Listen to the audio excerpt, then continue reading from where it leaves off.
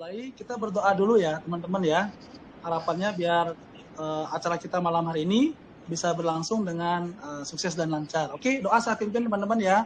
Kita berdoa sesuai dengan agama dan keyakinan masing-masing. Berdoa dimulai.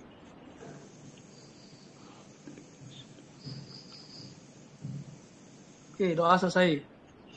Oke, jadi untuk program AMA malam hari ini saya bagi menjadi 3 sesi ya teman-teman ya. Yang pertama nanti Om Dep sama jajarannya akan mempresent sedikit tentang project BIOS Token. Yang kedua kita akan ada sesi tanya jawab. Dan di sini yang sangat spesial teman-teman ya. Jadi kemarin saya juga udah dapat ngobrol sama Om Depnya dari BIOS Token. Jadi di sini kita akan kasih reward ya, giveaway untuk penanya terbaik, untuk yang ngasih saran terbaik, sama mungkin yang fooder terbaik. Fooder dalam artian ya bagi teman-teman yang bisa mungkin mencari dan menemukan kelemahan dari project ini, itu akan kita pastikan akan kasih langsung dapatkan giveaway sebagai pemenangnya itu ya. Oke, mungkin langsung aja Om Lukas, silakan waktu dan kesempatan saya persilakan. Sebelumnya mungkin Om Lukas bisa perkenalkan jajaran dari tim BIOS Token-nya. Monggo Om Lukas, silakan. Ya, selamat malam saudara-saudara sekalian. Malam Om. Ya. Di sini saya memulai memperkenalkan diri dulu. Nama saya Lukas. Saya di sini sebagai developer dari tokennya. Dan itu ada muncul Pak Heri. Beliau adalah penemu dari alat listriknya, generator tanpa bahan bakar. Di sini ada anggota-anggota kami juga. Pak Portalindo itu adalah anggota kami. Di sini ada Pak Putu Warok juga. Itu adalah anggota kami dari sisi pertokenan. Saya tidak mau berpanjang lebar di sini karena hubungan pekerjaan kripto ini adalah dengan produk real yang diciptakan oleh Pak Heri. Maka untuk pertama kalinya saya persilahkan dengan hormat Pak Heri untuk membuka semua penjelasan ini. Silakan Pak Heri, saya persilahkan. Oke.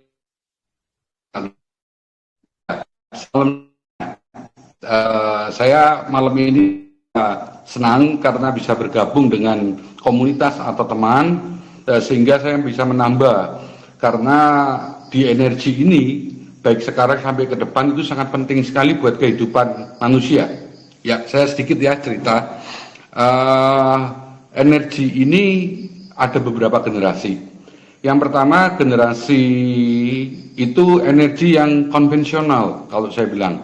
Jadi energi itu diambil dari alam bumi yang mana dia tidak bisa di renewable. Jadi kalau dia dipakai dalam waktu tertentu itu akan habis. Ya. Nah, generasi kedua itu adalah generasi energi baru terbarukan. Tetapi walaupun dengan pakai teknologi seperti itu masih bergantung dengan alam. Banyak energi baru terbarukan itu ada 10. Salah satunya kayak solar cell, terus mikrohidro, ya, wind turbine, geothermal, terus dari energi limbah ya, sampah ya. Itu semua bahan bakunya dia masih bergantung dengan alam. Nah, ini yang menarik. Energi generasi ketiga. Energi generasi ketiga ini dia murni teknologi. Jadi sumber energinya itu kami buat dari kinetik. Simple, sangat simple cara kerjanya. Di mana dia ada pergerakan, berarti di situ ada energi. Nah, pergerakan itu kami konversi ke dalam penghasil energi, terutama listrik ya. Nah, jadi teknologi ini sangat penting. Nanti mulai saat ini sampai ke depan, terutama untuk generasi ya, generasi muda, sudah tidak usah khawatir lagi bahwa energi ini harus melimpah dan terus tetap melimpah, karena dengan melimpahnya energi ini kita semua akan berkarya lebih, seperti itu Pak. Nah, energi ini sangat penting sekali.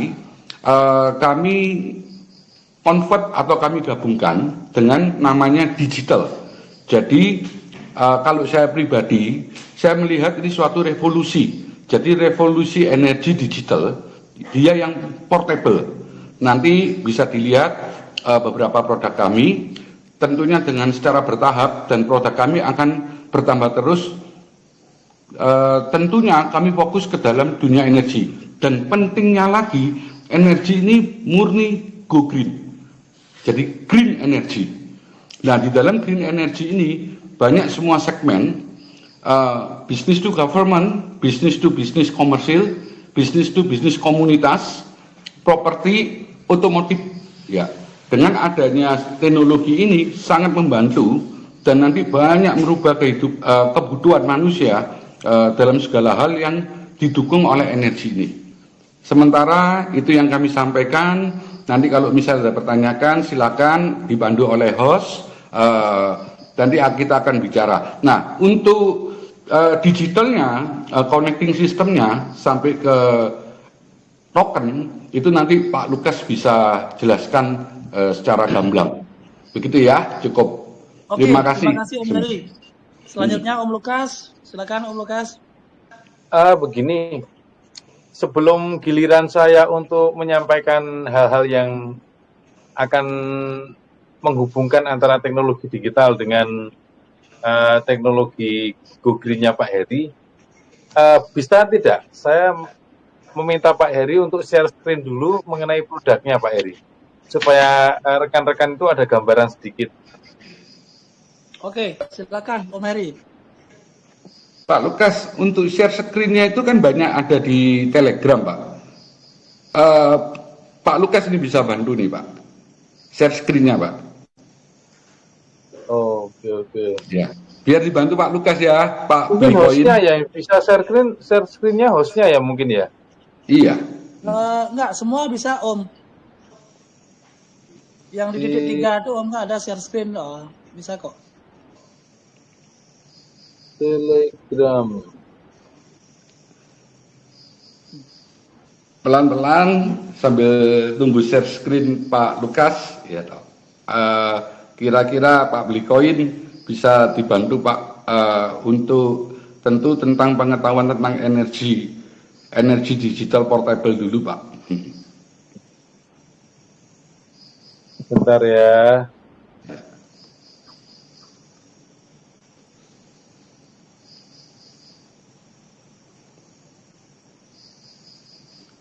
Jadi memang baru pertama kali ini itu penggabungan dari beberapa teknologi, baik dari energi Google ini ya barangnya ya, token. Jadi pertama kali ini token berutility Pak, seperti itu. Apakah bisa dilihat di rekan-rekan semua? Belum Om. Belum Pak Lukas. Ya. Belum ya. Yang di titik 3 itu Om nggak ada share screen bacaannya, tinggal pencet itu aja, baru bisa langsung.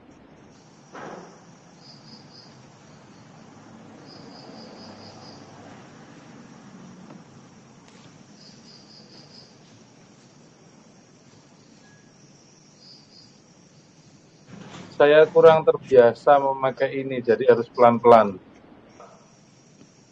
Share screen, klik share screen.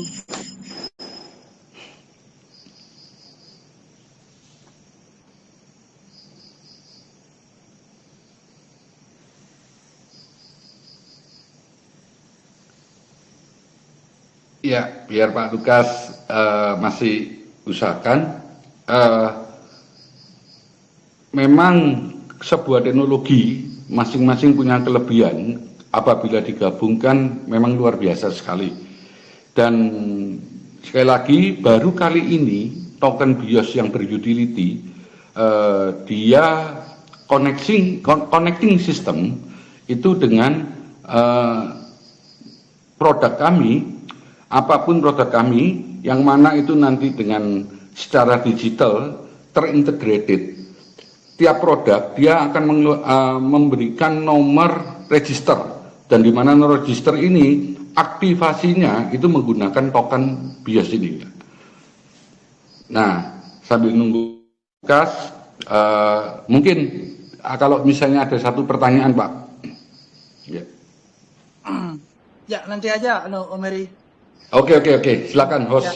Ya. Ya, ini sebentar lagi udah mau. Oke. Udah bisa ter-share ya ini ya? Ya, sudah bisa kelihatan, Om Lukas. Oke, sebentar. Wajah saya terus Pak yang kelihatan. Ya. Atau mungkin gini aja, mungkin Om Lukas nggak apa-apa sambil nunggu itu kan bisa terakhir nanti masalah tentang produk kulitnya seperti apa. Ya mungkin di sini sederhananya gini aja, mungkin Om Lukas diceritakan kan, Om Lukas kan sudah kalau saya bilang sudah lama ya di dunia kripto ya, dari tahun 2007 sampai sekarang dan kemudian 2010 2007 belum ada kripto. Iya. Terus kemudian Om Lukas ini lama di bisa dilihat ya? Apa? Bisa dilihat nggak ini? Masih gini aja kelihatan malah apa namanya itu yang masih kelihatan wajah saya Pak. Atau mungkin yang share screen mungkin Liputo aja ya mungkin ya. Ya saya kan nggak ada gininya filenya Om. Ya udah nanti aja nggak apa-apa Om. Bios. Oke nanti aja ya.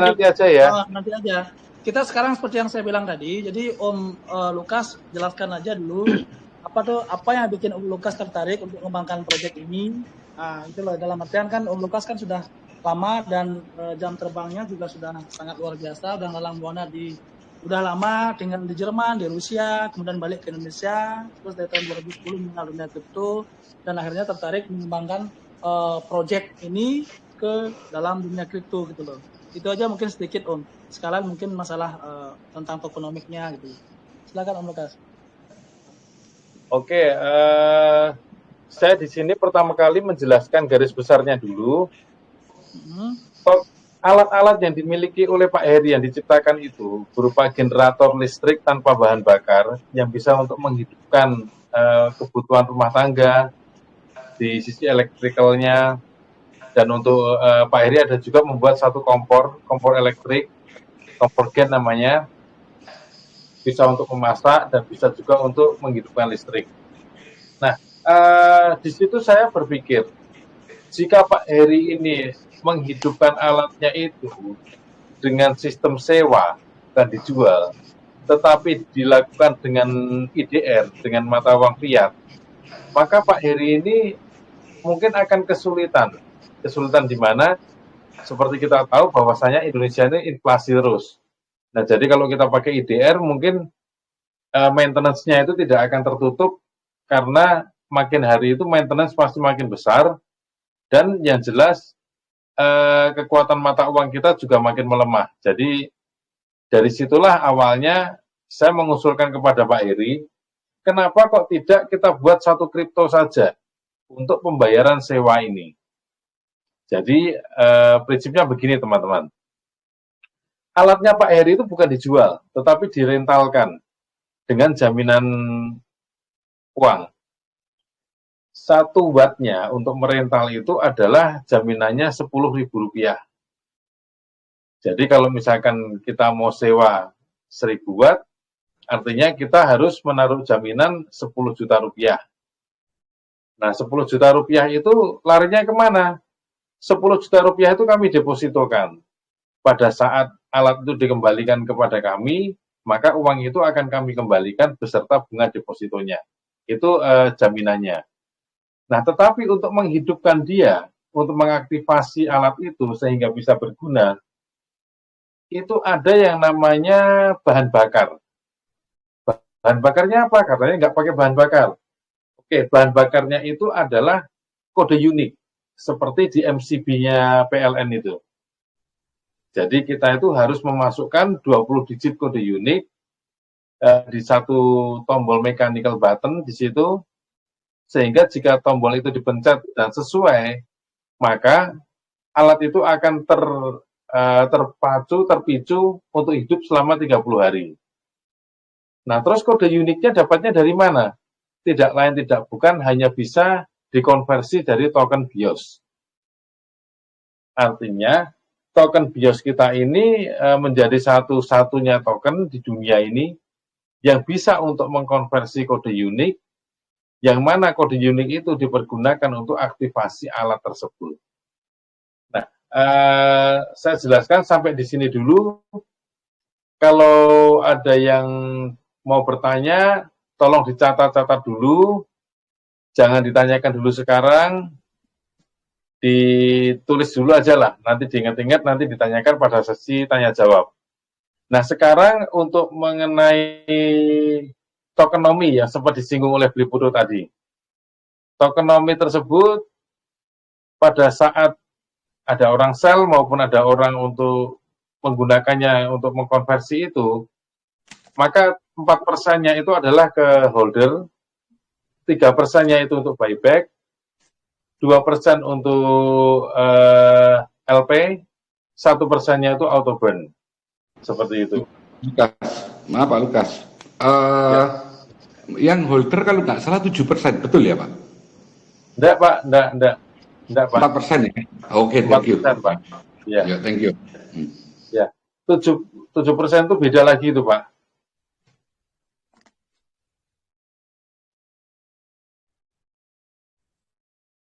Mungkin penjelasan saya cukup baru sampai di situ dulu. Mungkin Oke, saudara, kita lebih ke apa tuh diskusi tanya jawab kali ya Om Lukas ya. boleh Karena silakan. Karena kebetulan juga gini Om Lukas, saya sudah share juga websitenya dari kemarin ya ke Dex Capital. Ya kayaknya teman-teman sudah nggak sabar udah kulik-kulik juga websitenya. Sekarang kita mungkin saya buka sesi tanya jawab dulu ya. Ya Om Lukas ya. Oke, silakan yang mau bertanya. Saya. Ini, malam. Ya, selamat malam. Devin, silakan. Om Om Devin. Salman dulu, silakan Om. Om Salman dulu Om. Oke, silakan. Izin Om Devin, Om Davin, izin. Terima kasih Om Devin. Selamat malam. Malam. Energy Golden dan Om Bios Token. Aduh, saya lupa namanya semua ya. Izin Om. Lukas, Selamat malam, perkenalkan Om Lukas ya. Perkenalkan nama saya Salmon. Terima kasih. Kebetulan juga saya sempat melihat video ini kurang lebih 2 bulan yang lalu, dan itu sangat menarik dan memang ada iden pasar, dan mungkin sudah saya ada sounding sama Om Bim dan Om Bli tentang adanya portable electric energy kinetic. Nah itu, dan nggak sangka bahwa ditemukan di Bios Token. Oke.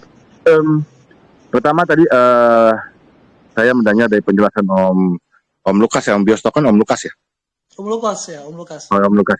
Tentang sisi ekonomis dari sebuah produknya, yaitu 10.000 per kWh ya Om ya. Om Lukas, mungkin mic-nya Om Lukas di-open dulu mau.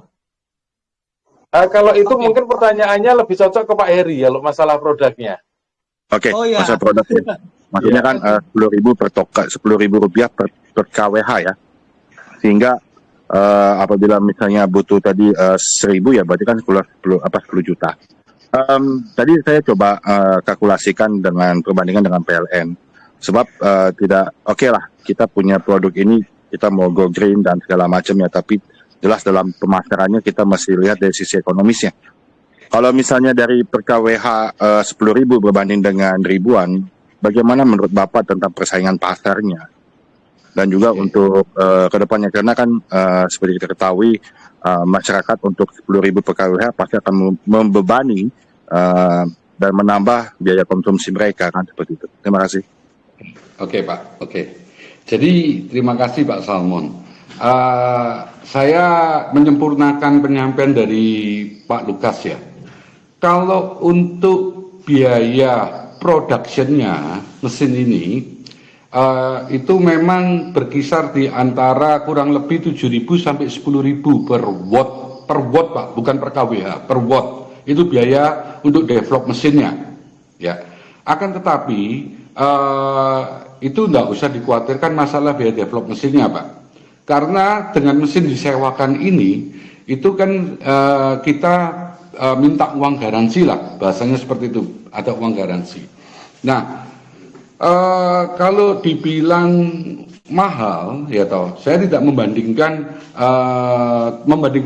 ya dengan produk-produk EBT lain. Bapak silakan cari nanti informasi. Ini sudah sangat murah Pak, dengan biaya teknologi yang seperti kami punyai, kinetik.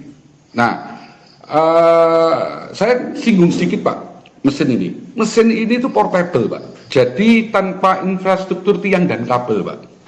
Jadi mesin ini apa digunakan itu cocok sekali dengan desentralisasi. Nanti Bapak boleh minta ke host, ke siapapun ya yang pegang video atau gambar itu. Nah, jadi ke depan itu Pak, untuk menggunakan alat ini sebagai mesin energi itu akan, jangan kaget kalau besok di lingkungan manapun itu tanpa ada tiang dan kabel Pak. Itu satu. Nah, terus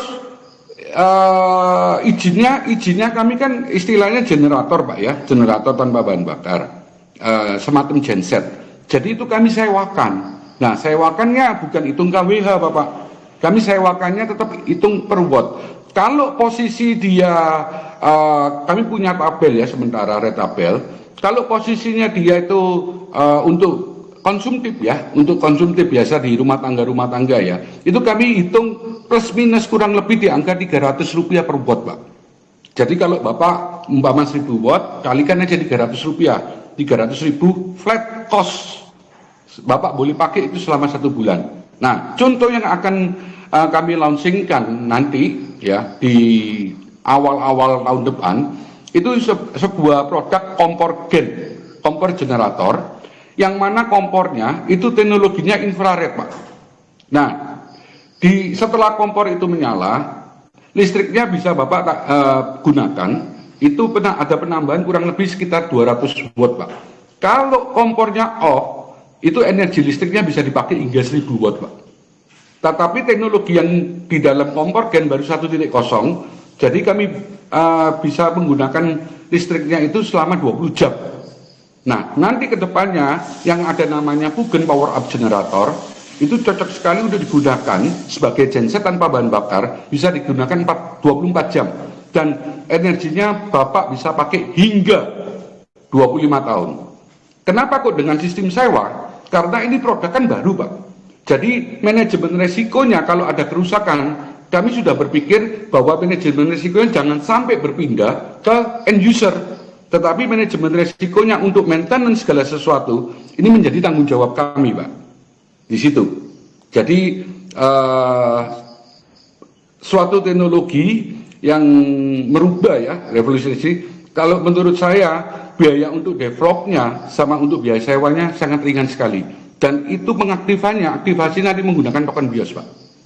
Oke, cukup jelas ya Pak ya. Kira-kira gimana Om Salman? Masih ini Pak, sorry Om, sedikit ini masih rancu saya masih kita bicara soal masalah sewanya Pak. Jadi kalau tadi 300 per watt, kalau bisa 1000 berarti per kWh-nya itu 3000. Ya kan?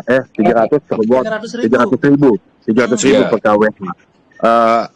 Saya coba ngecek di website PLN, saya kurang tahu apakah saya salah atau tidak. Kalau ada golongan-golongan per kWh paling tinggi itu di 2400-an per kWh. Oke. Sekarang kan kita bicara dari sisi daya Pak. Berapa daya dari Bapak punya produk ini dikeluarkan? Kalau tahu saya kemarin itu sampai 900 sampai 1200 kalau tidak salah watt dayanya, voltnya. Daya apa sih? Ya kan ada 900 watt, ada 1200 watt dan seperti itu ya. Nah, coba Pak, berapa kapasitas dayanya yang bisa dikeluarkan kalau tadi bicara sampai bisa jadi genset? Terima kasih. Oke, saya lanjut Pak. Bedakan antara kWh dengan flat watt Pak. Kalau kWh kilowatt per hour. Nah, kalau listrik konvensional itu untuk kebutuhan konsumtif Pak rumah tangga itu di angka Rp1.400 per kilo kWh Pak. Ya. Kalau kami watt flat Pak, jadi istilahnya pakai nggak pakai itu Rp300 kalau untuk konsumsi rumah tangga Pak. Jadi flat dia, bukan hitung kWh. Nah, kalau hitung kWh itu jatuhnya lebih mahal Pak, belum biaya beban puncak. Nah, kalau untuk kapasitas dayanya, mesin yang kami dayanya yang keluar, kalau kami bicara 1000 watt keluar itu pure murni 1000 watt Pak. Beda dengan KVA. Kalau KVA 100% yang dikeluarkan itu Bapak bisa kalau dirubah dalam satuan watt itu hanya 80% Pak. Contoh 1300 kVA. itu Bapak bisa gunakan hanya 900 watt, Pak. Seperti itu. Nah, kalau tanya masalah kapasitas mesinnya, Pak, kalau misalnya saya butuh nih kurang lebih di angka 1 mega 1 juta watt, bisa Pak, tergantung pemesanan. Itu custom Pak, beda lagi Pak. Dan tabletnya, tabletnya beda Pak. Ya, yang penting itu harganya murah kok Pak, karena dia bukan hitung kWh. Jadi kami hitung watt flat, itu nanti perjanjiannya tuh masuknya ke sewa. Gitu. Ya, betul. Oke, saya mulai mengerti. Boleh saya luruskan Om Ri? Jadi maksudnya Bapak adalah misalnya kita sewa 1000 watt daya untuk 1000 watt selama sebulan. Berarti memang kita akan mendapatkan 1000 watt flat. Jadi cuma bayar 300.000 sebulan. Seperti itu ya Pak ya? Yes. Yes. Ya. Oke.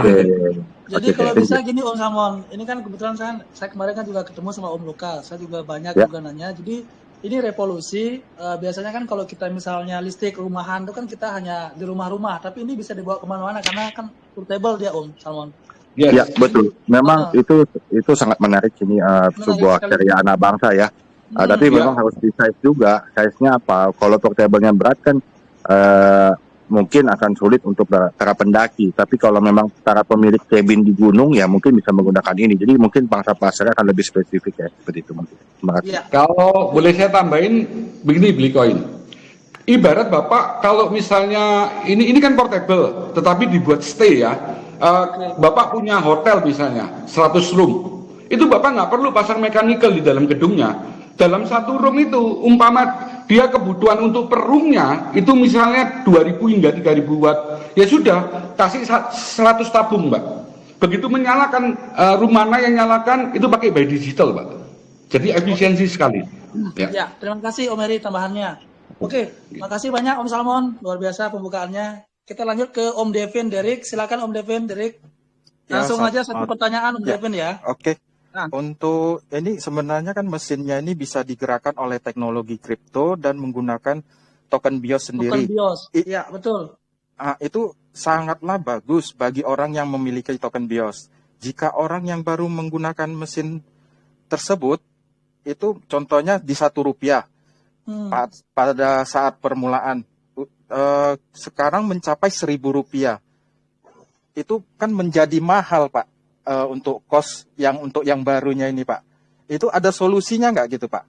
Terima kasih untuk Bang Bli dan ya, makasih Pak Om Lukas. Devin. Ya, silakan langsung. Nah, kalau ini Pak Lukas nih, ya. Silakan Pak. Sekarang bergantian nih ya. Mohon maaf Pak, siapa tadi yang bertanya? Devin Derek, Om Devin Derek. Oke Om, oke. Salam kenal Om. Ya. Kenal juga. Jadi begini Om, itu nanti token itu bukannya langsung dikonversi mentah-mentahan seperti itu. Jadi kita itu nanti punya satu sistem namanya smart controller, kita punya APK juga. Nah, smart controller ini adalah satu alat yang menempel di device-nya. Di situ terdiri dari 3 bagian. Bagian pertama itu screen, bagian kedua itu mechanical button, bagian ketiga itu namanya security sensor. Di situ. Nah, yang APK itu APK converter. Itu bisa di-download di Play Store nanti. Cara kerjanya seperti apa? Jadi cara kerjanya itu kita download aja dari Play Store, setelah download kita buat username, buat akun di situ, dan kita isi walletnya itu dengan BIOS.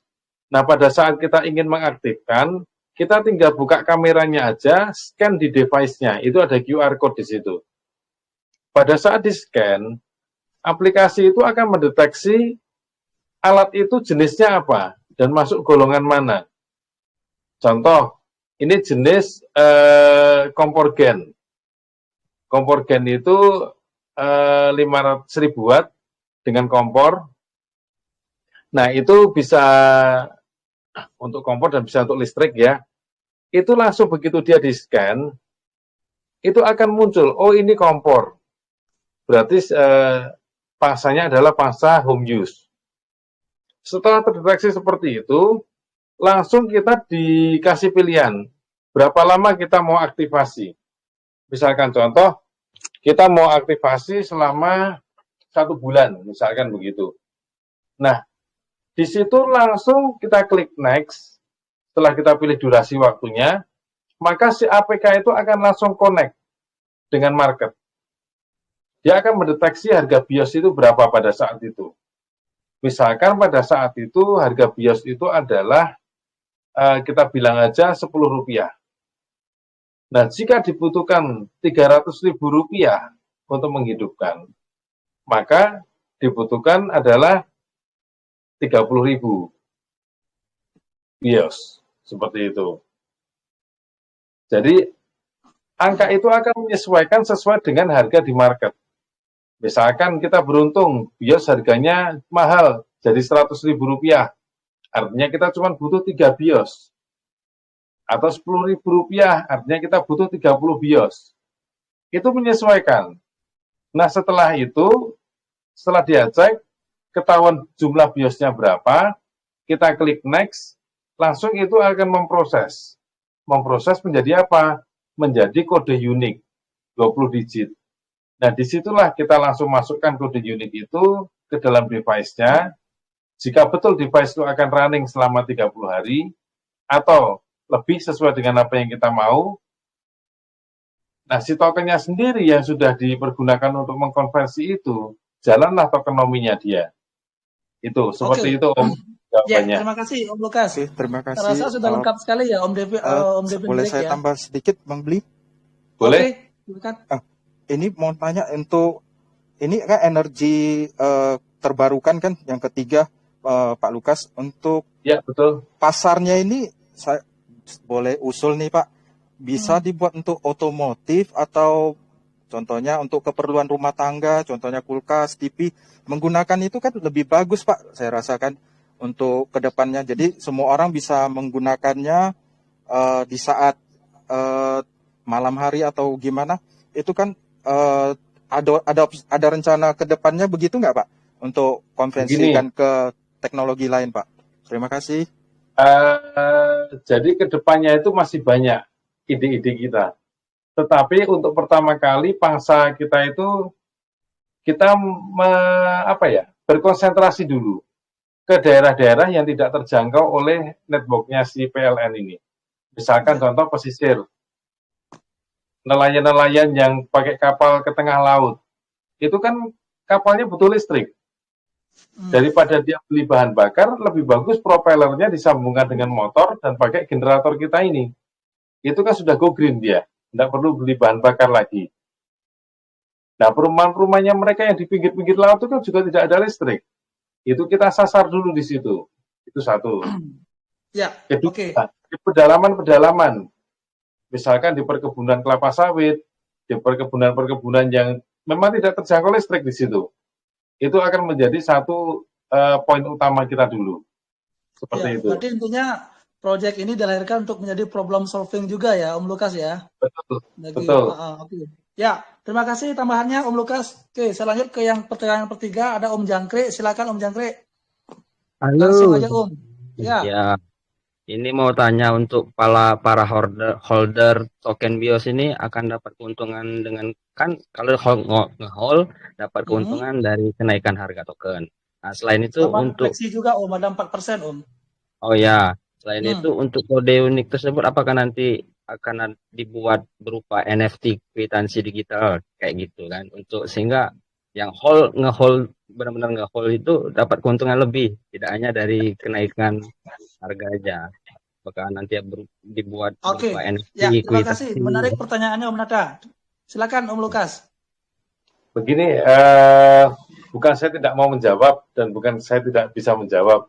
Tetapi di sini saya punya saudara, sama-sama developernya.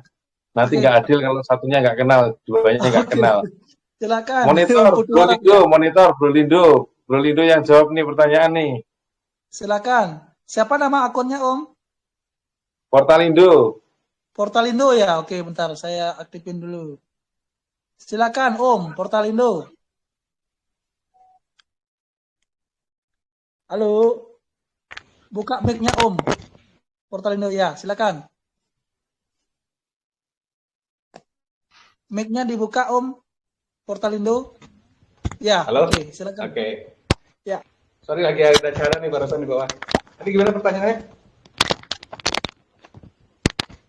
Ini Om, apakah kedepannya nanti akan, kan holder ini kan dapat keuntungan hanya dari kenaikan harga. Nah, kedepannya itu apakah nanti akan dibuatkan juga seperti NFT kwitansi dari kode unik itu kan, sehingga para holder ini dapat banyak keuntungan, tidak hanya dari kenaikan harga itu aja, gitu aja. Oke. Sekarang apa namanya? Yang di holder harapkan itu tuh udah paling pasti itu kenaikan harga ya.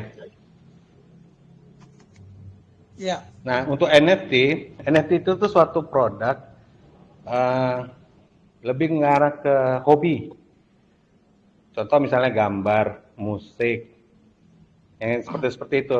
Jadi kalau kita jadikan voucher menjadi suatu NFT, saya rasa nggak cocok gitu.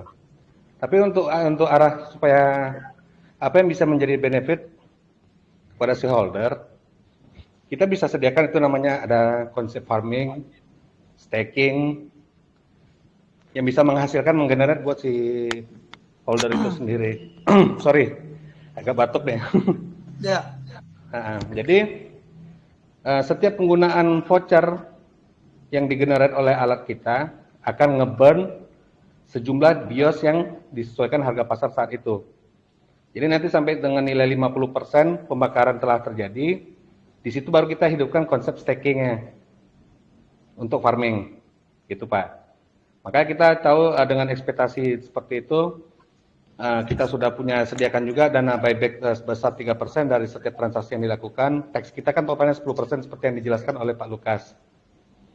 Nah 3%-nya itu tadilah nanti yang bakal kita jadikan untuk dijadikan staking plus untuk buyback. Ditambah nanti unsold token yang kita selama pre-sale tidak kita burn.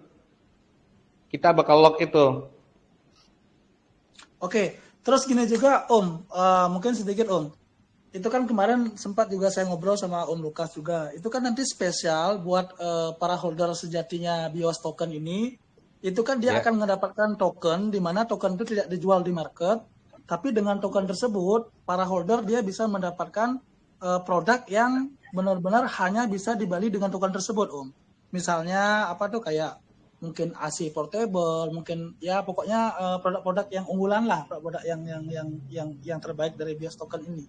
Itu gimana? Nah, di situ. Jadi kita akan ciptakan token kedua. Tapi token kedua ini tidak bakal ada terjadi pre-sale, kita tidak crowdfunding di sana. Tapi token kedua itu hanya bisa digenerate dengan staking BIOS. Oke, itu yang sangat menarik sih menurut saya Om. Jadi secara kolateral yang dilakukan, anggap kita deposito, bunganya itu bukan BIOS, tapi satu token baru.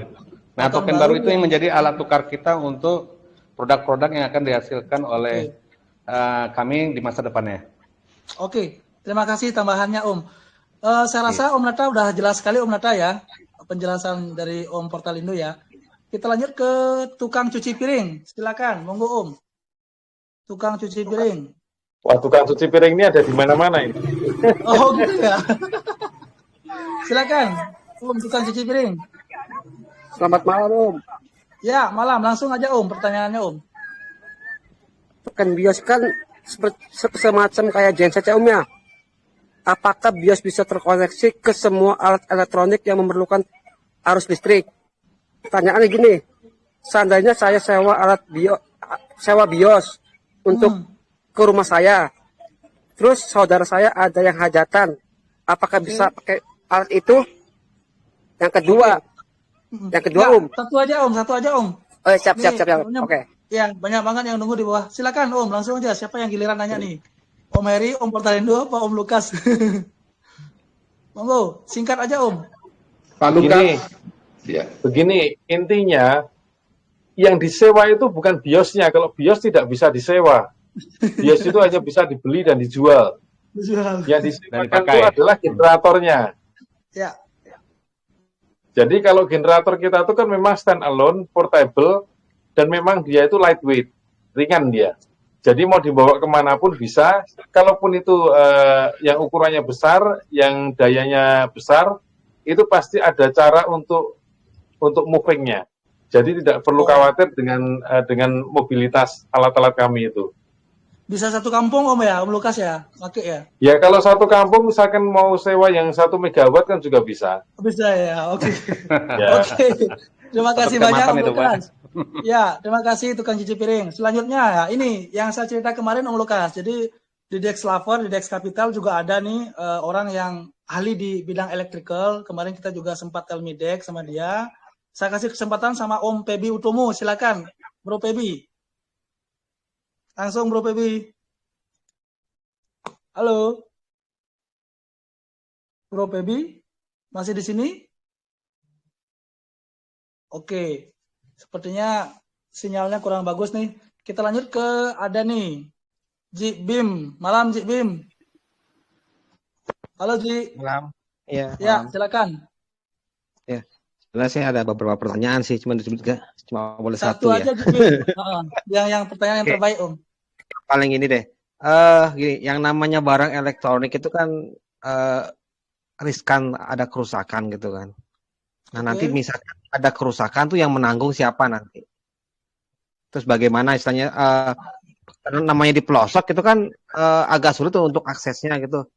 Ada teknisi yang standby nggak untuk perbaikan-perbaikan? Terus nanti cost-nya yang nanggung siapa? Itu aja sih. Oke, terima kasih Ji Bim. Langsung aja. Mungkin dari Om Lukas ya. Singkat aja Om. Begini, kami ini bukan perusahaan yang terpusat. Jadi kami ini perusahaan yang akan memberikan anak-anak cabangnya di seluruh provinsi. Untuk pertama kalinya ya, tapi untuk selanjutnya setiap kabupaten kami akan buat satu plasma di situ sehingga akan mempermudah dan mempercepat distribusi maupun penanganan after sales-nya. Nah, kalau masalah ketahanan di pelosok di mana-mana gitu, begini, kita itu membuat alat itu pasti terukur dalam artian jika dipergunakan di pantai, pasti kami akan membuat alat-alat yang ada sertifikasinya itu memang bisa untuk bertahan di pantai. Misalkan dia weatherproof, itu sertifikasinya pakai IP68, itu weatherproof. Itu bisa kita salurkan untuk di pantai-pantai. Tetapi kalau yang di kota-kota, otomatis dia tidak perlu itu. Dan itu akan berpengaruh ke HPP dan uang jaminan pada saat pertama kali dia menyewa. Gitu. Oke, terima kasih Om Lukas. Ya, itu lebih ke teknis. Beli koin. Ya. Begini, untuk pertanyaan selanjutnya saya harap begini.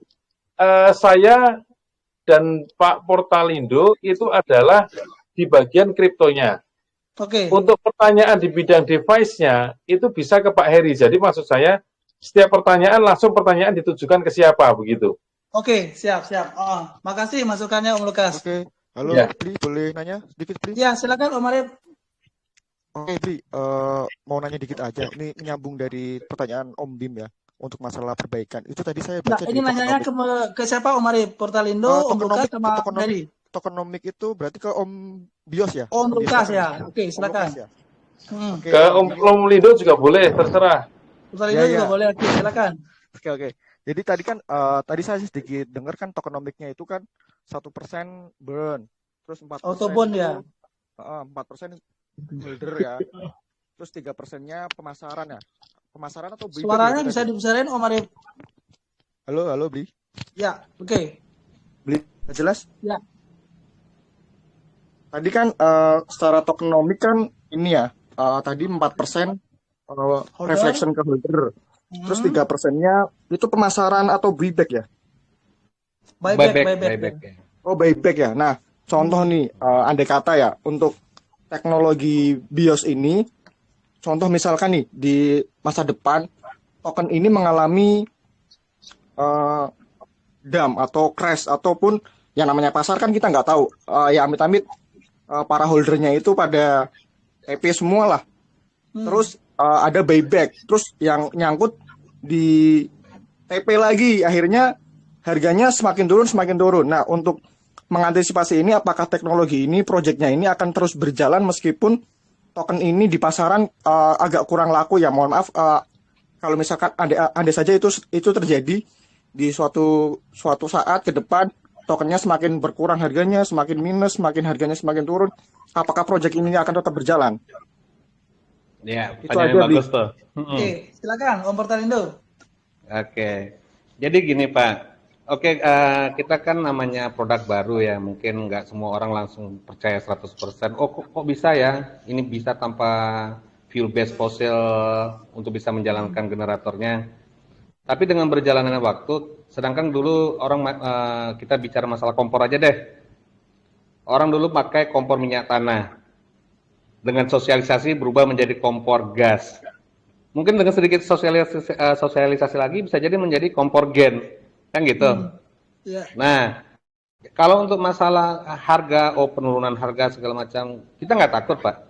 Selagi kita masih bisa produksi barang, pasti token kita bakal kepakai. Token kita bakal kepakai berarti adanya burn, mengurangi total supply.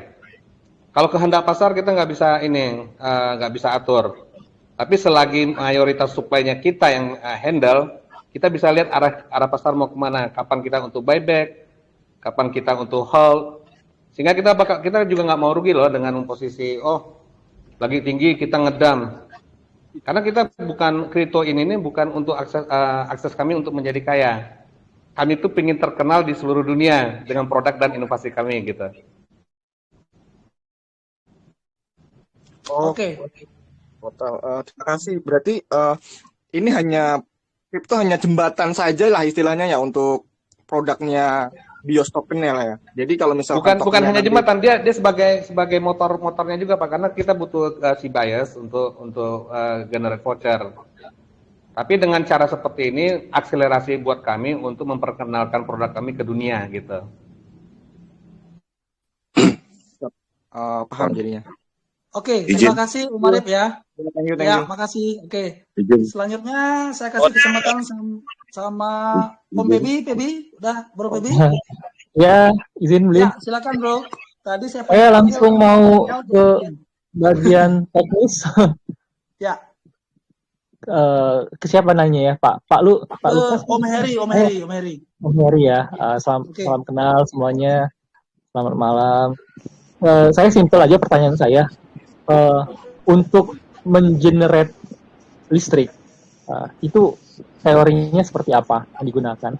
Karena gini, kita tahu untuk mesin listrik itu ataupun mesin energi yang lain itu yang paling efektif di dunia itu namanya mesin Carnot. Itu ditemukan 1840. Efisiensinya itu cuman 78% sampai 85% untuk mesin Carnot. Nah, yang saya mau tanyakan, teori apa yang digunakan di alat ini sehingga bisa menghasilkan listrik tanpa penggerak mula? Oke. Nah, karena saya punya beberapa asumsi, tapi semoga asumsi saya itu salah gitu. Karena saya butuh teori yang tepat. Ya, terima kasih Bro Pebi. Ini juga beliau salah satu ahli juga di elektrikal nih, Om Lukas yang saya cerita kemarin Om. Silakan Om Heri. Pertanyaan bagus ini. Salam ini. Langsung menang Om Lukas ya pertanyaannya ya. Ya, tetap. Jadi saya jawab secara general ya. Tadi kan saya sudah sebutkan Pak. Ini kan mesin kinetik, di mana ada pergerakan, di situ pasti ada energi Pak. Dan energi itu kami konversi untuk mesin penghasil listriknya. Di situ Pak. Ya, jadi mesin ini bukan untuk mesin penghemat, tetapi mesin penghasil listriknya, Pak. Seperti itu. Nah, kalau geraknya itu dari mana? Munculnya gerakan dari mana? Oh, kami untuk teknologi 1.0 kami menggunakan baterai kecil, Pak, sebagai pemantik. Ya. Jadi gini, Pak. Bisa jelaskan sedikit dulu ya. Baterai itu ada dua, Pak. Yang pertama untuk ESS, Energy Storage System, itu yang digunakan untuk Tesla, Pak. Tetapi dia untuk mengisi baterai itu masih menggunakan tenaga konvensional. Tetapi kalau kami, baterai itu hanya untuk pemantik awal aja, Pak. Seperti itu. Cukup, Pak, ya? Kalau misalnya... ini papernya udah pernah dibikin, dipublis, atau dikurasi sama kalau masuk ke jurnal internasional mungkin? Papernya. Ini kan karena gini, semua hal yang berkaitan dengan energi itu kan harus bisa dipertanggungjawabkan, Pak. Karena konsep energi itu satu, energi itu tidak bisa diciptakan dan tidak bisa dimusnahkan, tapi hanya bisa diubah. Jadi ketika listrik itu muncul, oke lah dimulai dari energi kinetik. Energi kinetik dari mana gitu? Nah, itu. Ya, Pak Lukas, kalau untuk secara teknis Pak Lukas kan juga tahu. Bantu jawab nih Pak. Loh kok saya? Silakan. Ya. Jadi begini.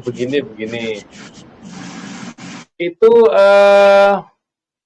pemantik yang disebut oleh Pak Heri tadi, itu memang berupa baterai. Baterai tersebut memantik sebuah motor listrik yang berkekuatan cukup. Mohon maaf saya tidak menyebutkan detailnya ya, tapi hanya saya bilang berkekuatan cukup. Nah, pada saat si motor ini sudah terpantik, otomatis di situ terjadi satu gerakan. Nah, gerakan itu diteruskan kepada si rotor. Nah, rotor tersebut di dalamnya kami pasangi beberapa saya bilang ya, saya nggak sebutkan jumlahnya, beberapa neodymium yang kami tata sesuai dengan apa yang kami temukan. Sekali lagi mohon maaf juga saya tidak bisa menerangkan di situ karena itu saya paham itu magnet itu. Nah, paham. Kasih. Nah, disitulah kami gabungkan di situ dengan perbandingan rasio tertentu dengan flywheel. Dan flywheel-nya itu akan membuat satu energi potensial di situ. Nah, pada saat putaran itu sudah terjadi dengan stabil, maka putaran itu akan menggerakkan sebuah generator listrik. Nah, generator listrik itu generator DC. Menghasilkan hanya watt kecil, tetapi di situ kami invert menjadi tenaga AC, dan disitulah untuk ya kita salurkan sesuai dengan kebutuhan kita. Garis besarnya seperti itu aja, Pak. Ya, terima kasih Om Lukas. Mungkin nanti ini sepertinya kalau masalah tentang teknis produk ini kita butuh waktu yang lebih lagi nanti ya Om Lukas sama Bro Febi ya. Ini karena menarik. Boleh japri saya nanti. Boleh diskusi. Nanti Bro Febi bisa berkolaborasi lah karena Bro Febi juga kayaknya juga excited passion juga di electrical. Oke, selanjutnya ada Bro Paduka. Silakan Bro Paduka. Oke, selamat malam ya, Bli. Ya, selamat malam. Om Lukas juga.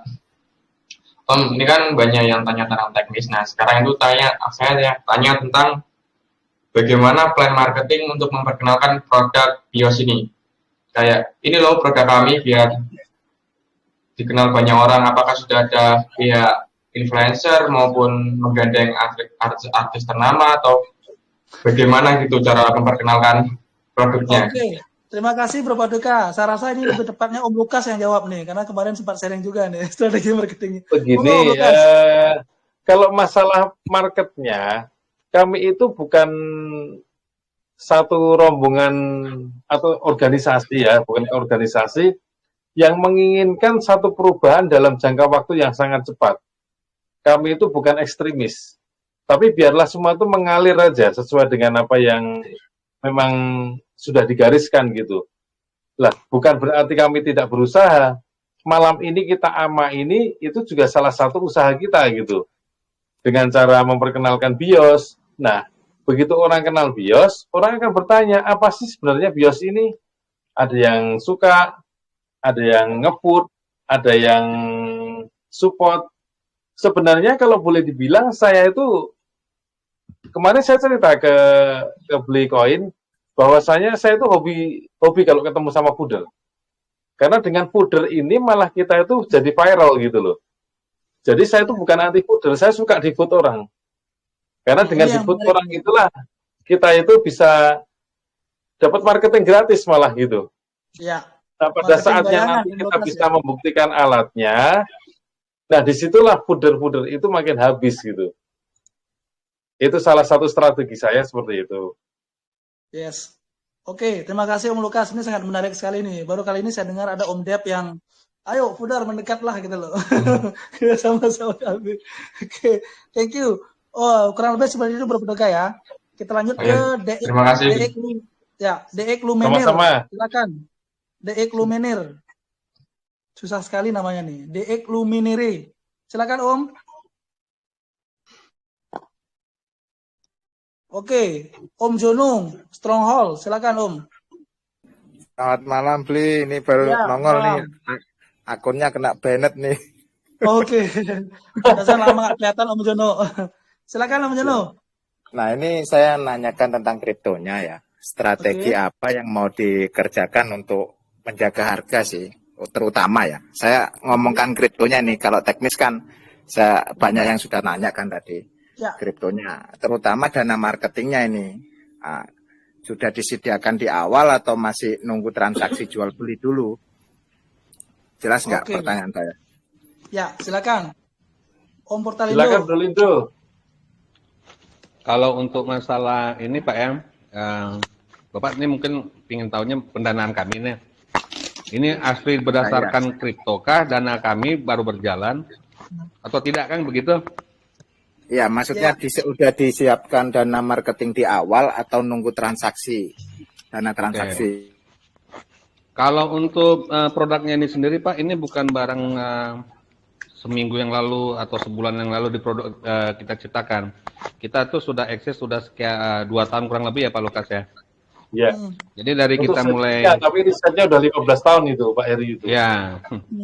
Jadi kita adakan kripto ini sebagai seperti yang saya sebutkan ke penanya sebelumnya bahwa ini sebagai cara kita untuk akselerasi pengenalan produk ke dunia.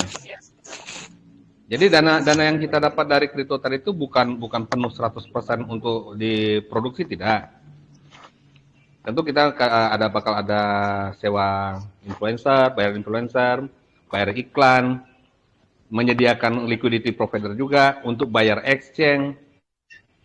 Jadi dapat dari internet kembali ke internet. Nah, gitu loh, Pak. Sedangkan kalau untuk yang benar-benar secara bisnis main core kita nggak terganggu dengan itu. Gitu.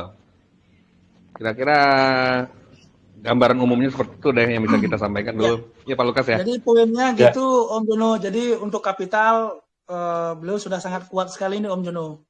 Bahkan kemarin saya tanya, kira-kira Om Lukas kalau misalnya nggak tercapai misalnya target di pre-sale-nya ini kira-kira launching nggak? Oh launching ini kami sebenarnya cuma nano aja nih. Dan walaupun satu pun nggak ada yang beli tetap kami launching seperti itu. Mantap. Karena proyeknya ini bagus nih. Saya sudah baca-baca. Karena proyeknya kan bagus nih. Makanya saya tertarik sudah baca-baca juga kan. Ya. Makanya tanya marketingnya dulu. Oke, makasih Om Jono. Terima kasih. Ya, terima kasih. Selanjutnya ada Eko Joko Santoso. Masih di sini Om Eko. Silakan Om Eko. Oke, sepertinya udah turun ya.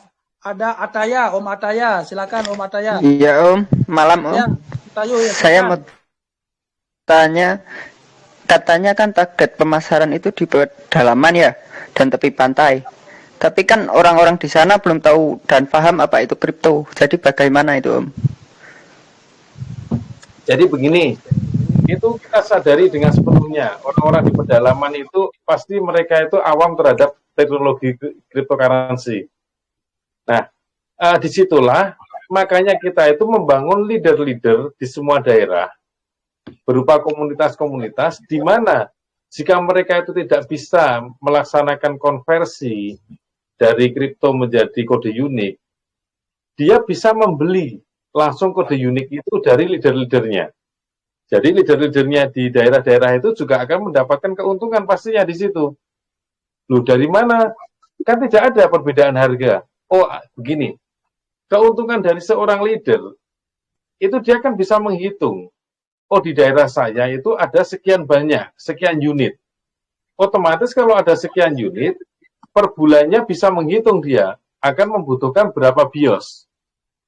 Nah, otomatis pada saat dia menyadari hal seperti itu, si leader ini, dia pasti akan memborong BIOS ini di awal untuk stoknya dia. Dia tidak perlu khawatir walaupun itu akan pump, ataupun dump, ataupun sideway, dia tidak akan peduli. Karena apa? Karena kripto yang dia beli itu bisa dia jual lagi secara peer to peer untuk dimanfaatkan gitu loh. Itu jawabannya. Oke. Iya, Terima kasih Om Lukas. Ya, Oke. sama-sama. Selanjutnya ada AMR. Silakan AMR. Oke, kalau enggak ada Om Heri. Om Heri, lanjut Bang. Pertanyaannya Bang Heri. Intro bentar Pak, Pak Beli. Ini baterai saya low, lagi cari chargernya dulu di mobil masalahnya. Oke ya. Ya. Oke, Bang Heri. Langsung Bang Heri.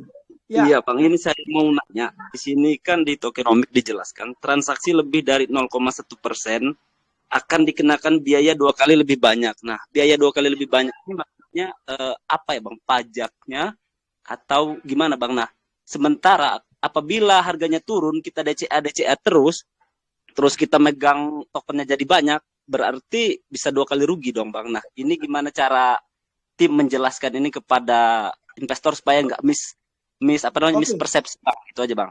Ya, terima kasih, Bang, pertanyaannya. Langsung Om Lukas, monggo. Ini harus jawab Lindo ini. Oh, gitu ya. Iya, harus jawab Lindo. Karena dia yang pegang walletnya, jadi dia yang pegang itu, dia yang jawab itu. Oke, kita tahan dulu ya, berarti ya, Bang Heri ya. Om Salmon, bro, Om, ada yang mau disampaikan, Om? Ya, tadi ini seru ya. Saya bosan baca masalah tokenomiknya. Ya. Jadi ada token allocation dan lain-lain. Salmon, ya. Ya, jadi saya nggak mau komentar, tapi saya nunggu dari teman-teman, tapi nggak ada yang menyinggung. Oke. Om Lukas, selamat malam. Oke, sedikit malam, masukan saja. Ya, sedikit masukan saja. Pertama kan token ini kan digunakan untuk bisa mengisi voucher lah per bulan atau biaya sewa untuk produk yang sudah ada. Berarti kan produknya sudah berjalan lama. Dan Om punya misi adalah bagaimana memperkenalkan produk ini kepada dunia dan kripto sebagai busnya. Tapi kalau dengan Om menggunakan reflection seperti ini, itu akan lebih cenderung ke bagaimana pembuatan harga atau misalnya how to play the price in the market.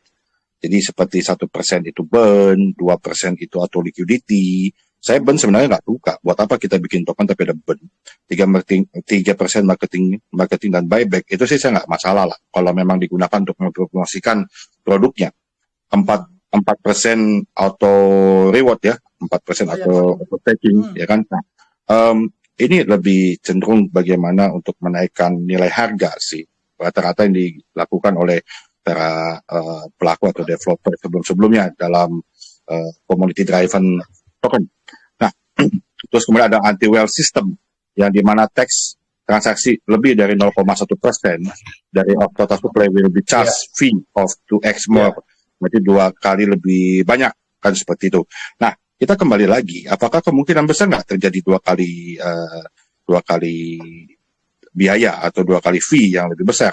Itu kemungkinan besar sangat terjadi kalau apabila saya lihat dari token distribution yang Om lakukan, di mana ada reserve sebesar 10%, allocation partnership 10%, seed sale 7,5%, profit sale itu 11,3%, lalu kemudian team and advisor 20%, ya kan? Terus kemudian di sini ada apa namanya community apa sih namanya itu? Saya nggak lihat itu, nggak kepotong informasinya. Itu 20%, ya kan? Terus kemudian pool and reward 20%, lalu kemudian untuk public sale 1,2%.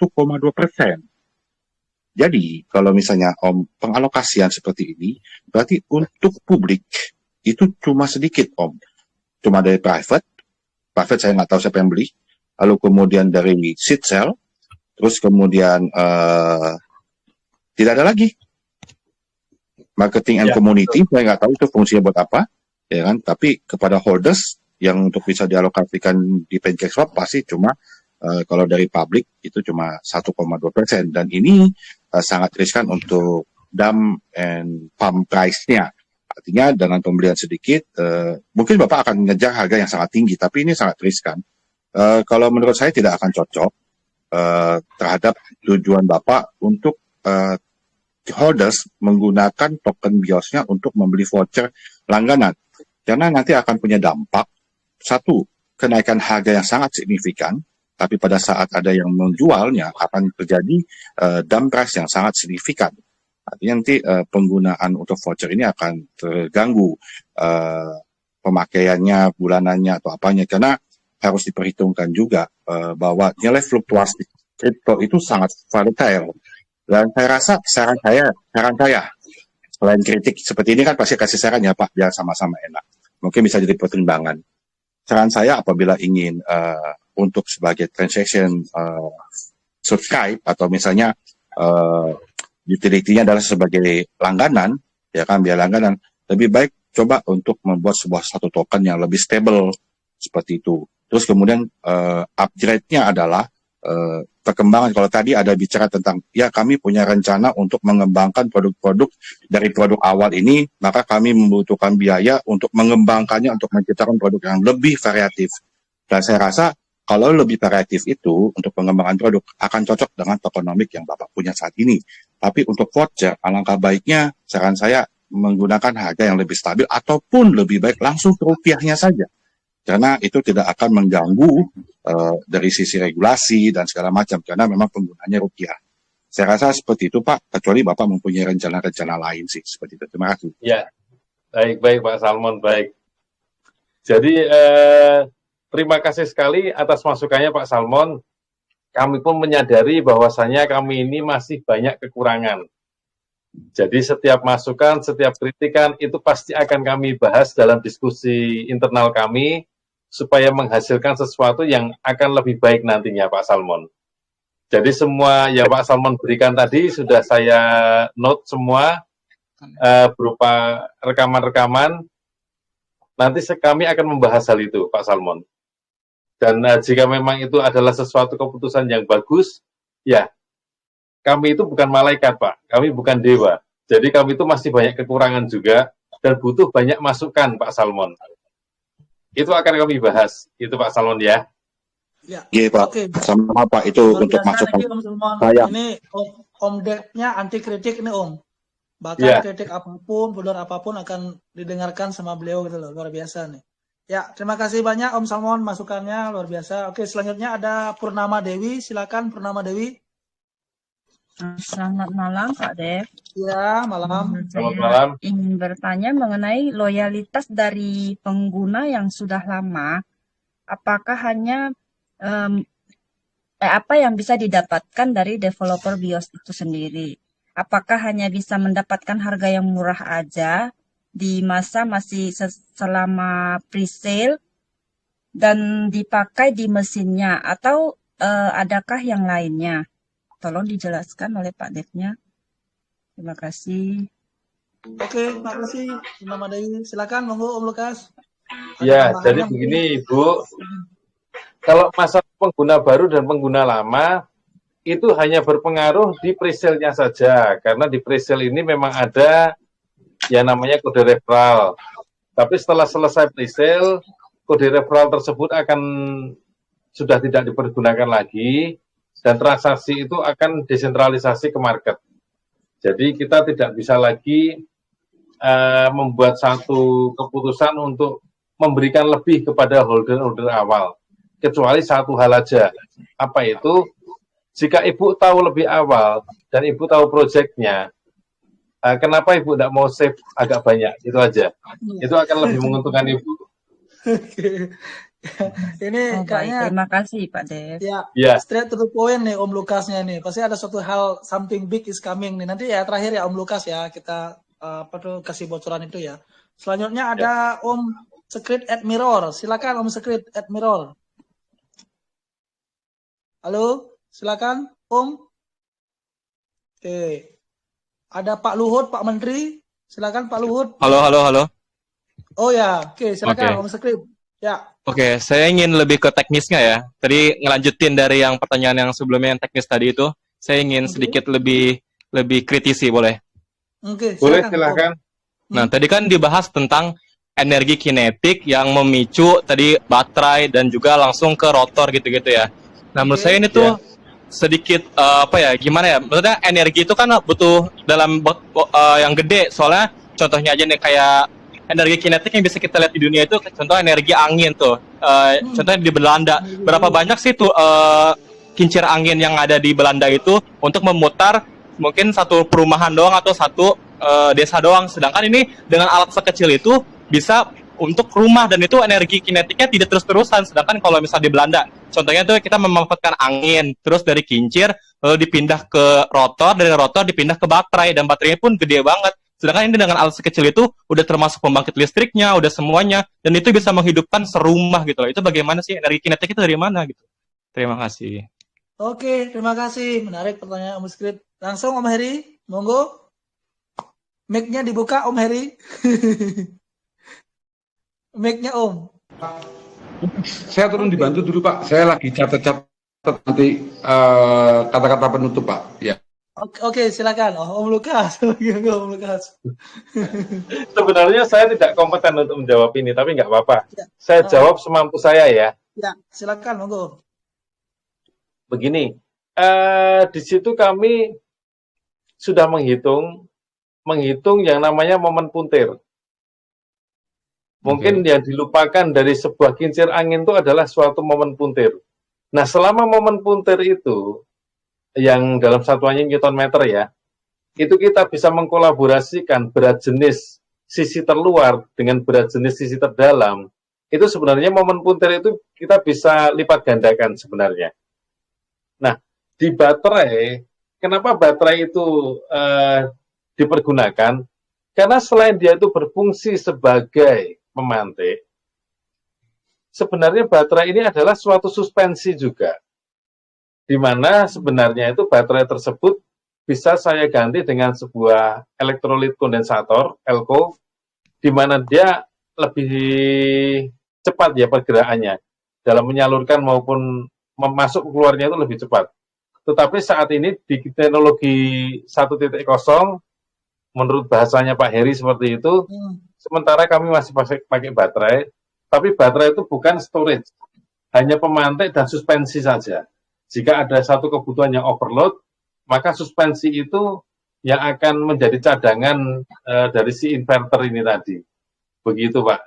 Berarti energi kinetiknya ada kincirnya gitu, atau apa? Yang bisa, sedangkan kalau di Belanda tuh harus terus-terusan energi kinetiknya jadi didapatkan gitu. Karena kita energi itu seperti tadi dijelasin, perubahan energi itu energi tidak bisa diciptakan. Jadi nggak mungkin tiba-tiba ada energi gitu. Jadi kalau dari kincirnya harus berputar terus gitu loh. Nah ini energinya dari mana gitu loh? Lebih. Lo tadi kan sudah dibilang Pak. Saya tadi kan cerita masalah momen puntir. Nah momen puntir itu tadi tercipta dari flywheel dan dari magnet.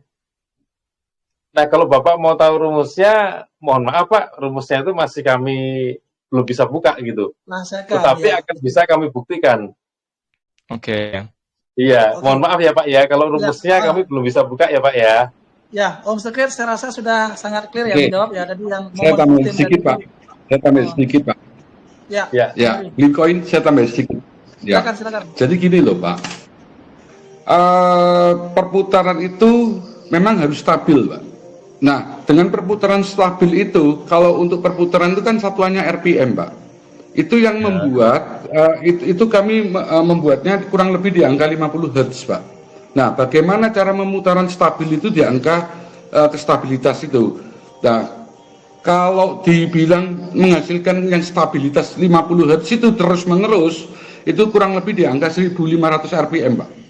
Ya. Nah, dengan perputaran yang stabil seperti itu, memang Pak, itu yang kami sementara ada rumusan itu yang kami belum bisa buka Pak. Betul. Seperti itu Pak ya, tambahan saya. Ya, terima kasih Om Rada Heri. pelan ya, sedikit rada pelan ya 1500 ya. Oke, terima kasih tuh. Ya. Ya, makasih Om Sekret. Ini mumpung Om Portalindo sudah hadir. Om Portalindo tadi ada Bang Heri ada menanyakan anti biosistem itu yang ditanyakan. Yang anti health sistemnya Portalindo, silakan Om. Bisa dijelaskan. Bentar baru mau nyolok Pak. Baru nyolok ya, oke. Pertanyaan berikutnya dulu ya. Ada Om Ihsan Eleven, silakan Om Ihsan. Ihsan Eleven masih di sini?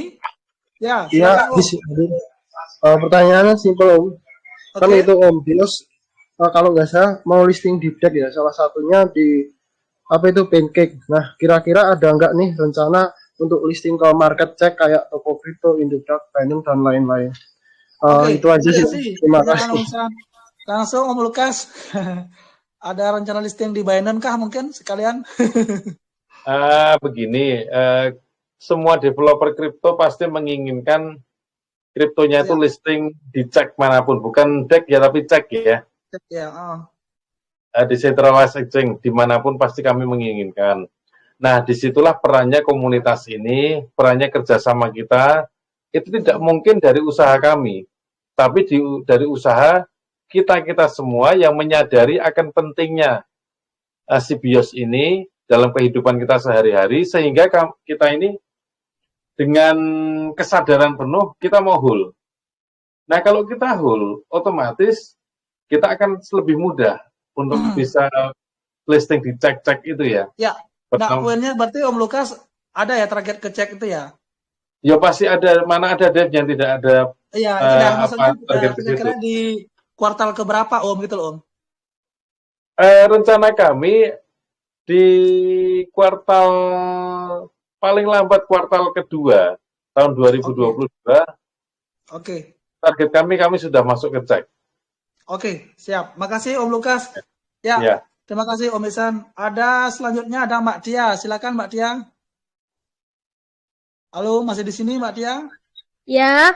Ya, silakan. Langsung aja pertanyaannya Mbak Tia.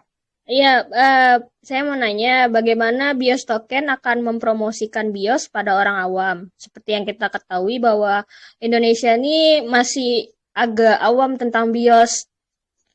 Gimana Pak mempromosikannya nanti? Kalau Indonesia itu dikatakan awam terhadap BIOS, bukan agak awam lagi, tapi sudah pasti awam terhadap BIOS. Orang kita umurnya aja baru sebulan belum ada. Kan seperti itu, pasti awam. Lah, cara mempromosikannya itu sangat mudah kok. Caranya begini. Pertama-tama di pesisir itu kami akan bilang, kamu mau listrik nggak? Kalau mau listrik, inilah caranya untuk mendapatkan listrik. Kamu beli ini. Kalau kamu beli ini, listrik di tempatmu itu akan ada tanpa kamu menyambungkan ke PLN. Itu salah satu trik distribusi kami, marketing kami seperti itu. Oke, terima kasih Om Lukas. Sangat simpel, tapi straight to the point nih. Oke, selanjutnya ada Om Fian. Silakan Om Fian. Ya, ini ahli blockchain kita nih. Silakan Om Fian. Halo, malam Bli. Ya, malam. Dan malam Bang BIOS token ini namanya siapa nih? Sorry baru Om Lukas, kan di Indonesia ini orangnya kreatif nih. Nah, untuk produk yang ini kan sistemnya sewa ya nanti? Sewa, betul. Ya, sewa. Berarti bukan dibeli ya. Kalau misalnya nanti ada yang ngotak-ngatik lah istilahnya, kemudian akhirnya dia menciptakan yang setipe. Itu dari BIOS gimana? Begini, satu hal, kami tidak takut diduplikasi. Makin banyak orang yang menciptakan mesin-mesin semacam ini, berarti makin viral juga kita karena kita adalah pionirnya gitu. Ya, itu jawaban saya seperti itu. Tetapi di lain pihak, kami juga ada satu sistem keamanan. Kami tadi sudah menyinggung ya. Smart controller itu ada 3, screen, keypad, dan sensor. Nah, pada saat sensor itu dibongkar, mesin ini akan padam seumur hidup sudah. Itu, ya. Boleh saya tambahkan? Boleh. Saya mau tanya lagi, saya mau nambah-nanya. Tanya aja dulu. Iya, nanti saya tambahkan di terakhir. Saya tanya aja dulu. Aku tanya dulu ya, takut lupa juga. Ya. Kan pembayarannya nanti kan pakai token ya? Iya. Nah, pembayarannya ini dengan katakan untuk sekarang tokennya berapa token untuk bulanan, bayar bulanan? Bukan token, tetapi Rp300 per watt flat per bulan itu. Rp300 per watt flat. Flat 1 bulan. Berarti itu dalam rupiahnya. Kalau misalnya tokennya naik turun, ya diikutin aja di rupiahnya gitu. Bagaimana? Ya tinggal dikonversi aja. Jadi kalau misalkan misalkan jadi Rp100, ya berarti per watt tinggal bayar 3 token seperti itu aja kan. Oke, ya. Terima kasih ya Om Lukas. Thank you. Selanjutnya mungkin Boleh ada saya tambahkan sedikit Bitcoin. Silakan Mbak Rihana. Nah, saya tambahkan sedikit Bitcoin. Om Mary mau nambahkan ya? Silakan Om Mary. Ya, sedikit aja, sedikit. Jadi begini Pak, namanya satu teknologi itu Bapak nggak bisa bendung, Pak. Nah, kami di tim R&D komitmen bahwa pengembangan di teknologi energi go green ini, tadi kan saya baru bilang 1.0, Pak. Kami akan kembangkan 2.0, 3.0, 4.0, Pak. Ya, bakal itu nanti pengembangannya dengan teknologi yang berbeda dan dia semakin simpel. Jadi kami tidak akan pelit di situ, Pak. Karena ini bermain di energi, kami sudah siap bermain untuk peningkatan di teknologinya, Pak. Bapak punya teknologi secanggih apapun, kalau itu dampaknya buat orang banyak, Bapak simpen rapat-rapat, tidak bisa, Pak. Bapak pasti bocor. Nah, salah satu strateginya kami meningkatkan tingkat teknologinya seperti itu. Terima kasih. Oke, terima kasih Om Heri. Silakan, Sri Hana. Ini kalau Singkat aja, bagaimana Ya. bagaimana menjaga kestabilan poltek alatnya, namanya kan mekanik, ada kalanya ada kendala di tengah jalan. Tidak akan menghasilkan poltek yang selalu teratur, karena kalau poltek tidak stabil akan cepat merusak peralatan elektronik kan. Gitu aja sih. Terus untuk menjaga Itu aja sih kestabilan, pertanyaannya. oke. Silakan Polteknya. Om Heri ya, teknis nih ya. Oke. Selamat malam, Bu. Iya. Hmm. Ya, jadi gini Bu, untuk kestabilan alatnya itu kami sudah meriset ya, dan yang kami hasilkan dari produk ini itu betul-betul stabil Bu. Nah pertanyaannya, mau tegangan AC atau tegangan DC? Ya, kalau tegangan AC itu yang biasa dipakai untuk listrik konvensional Bu. Nah, kestabilan di alat itu kalau bahasa tekniknya itu ada di posisi frekuensi 50 Hz, Bu, dan itu stabil. Nah, mengenai penggunaan alatnya apabila aus, ya toh, pastilah nggak mungkin aus. Nah, kami sudah siapkan nanti salah satu manajemen itu ada manajemen after sales, Bu. Karena apa? Dengan disewanya alat ini, after sales kami itu harus jalan dan itu menjadi tanggung jawab kami, Ibu. Ya, jadi memang penggunaan alat teknologi apapun pasti di titik tertentu ada aus, dan kami sudah kedepannya kami sudah memperkecil Bu untuk manajemen risiko itu jawaban kami. Oke, terima kasih Om Heri. Ini Om Portalindo kira-kira sudah masuk, sudah bisa siap menjawab Om? Boleh saya jawab kestabilan arus tadi nggak? Oh boleh. Silakan. Om Lukas. Begini, kestabilan arus itu sebenarnya kita sudah ciptakan itu melebihi apa yang sudah kita standarkan. Nah, kalau lebih artinya bagaimana? Nah, kalau lebih, disitulah kita kasih satu pembatasan. Kalau di dunia elektronik arus lemah, itu ada yang namanya Zener dioda. Zener dioda itulah yang membatasi arus supaya itu stabil di sekian ampere. Jadi sebenarnya kita tuh kasih ampernya lebih, tapi kita batasi gitu loh. Kok bisa seperti itu? Ya bisa karena kita punya suspensi. Mana suspensinya? Ya baterai itulah suspensinya gitu. Ya, oke. Terima kasih tambahannya Om Lukas. Ya. Saya panggilkan Om Portalindo. Sudah masuk Om? Om Portalindo. Apa masih ngecas videonya nih? Oke, kalau gitu saya lanjut dulu ya. Bang Heri, sabar dulu Bang Heri ya. Nunggu Om Portalindo untuk jawabannya, Om. Oke, selanjutnya ada siapa nih? Arya Wijana udah masuk kah? Halo? Om Arya Wijana? Oke, kalau gitu Om Adam, silakan Om Adam. Halo Om, Ya. selamat malam. Malam. Langsung aja Om Adam. Ya, pertanyaannya gini Om, gimana sih gambaran ininya Om ya, apa namanya, alatnya itu gimana Om? Karena aku masih terlalu awam untuk daerah kelistrikan ini loh Om. Dan aku memang tertarik buat apa namanya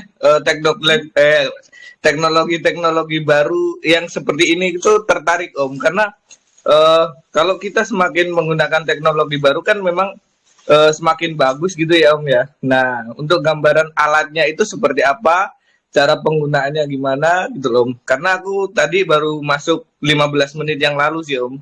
Mohon maaf ya Om ya. Iya, ini baru masuk nih, udah dari awal sebenarnya nih, udah dijelaskan.